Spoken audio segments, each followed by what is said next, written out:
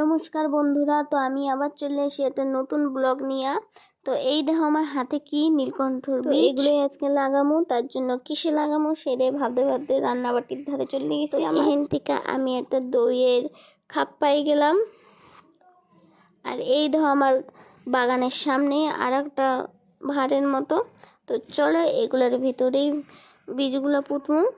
তো তার জন্য আমি দুইটা ডিবাই ভালো করে মাটি ভরে নিছি। এই যে আমি মাটি ভরা হয়ে গেছে। তো এরপরে আমি বীজগুলো দিয়ে দেবো। এই যে এটা হচ্ছে 5 পাপড়ি নীলকণ্ঠ, এটা 5টা পাপড়ি হবে একসাথে। এই দেখো আমি এই যে লাগাই নিতেছি। আর এক ধরনের নীলকণ্ঠ বীজ আনার সময় দেখো আমি কি দেখতে পাইলাম। কত বড় সাপ! তো সাপটা দেখে আমার রিয়াকশনটা কেমন হয়েছে অবশ্যই কমেন্ট করে জানাবে। দেখতে দেখতে মামুন সার দেখা হয়ে গেল। এই সাপটার নাম কি অবশ্যই কমেন্ট করে জানাবে।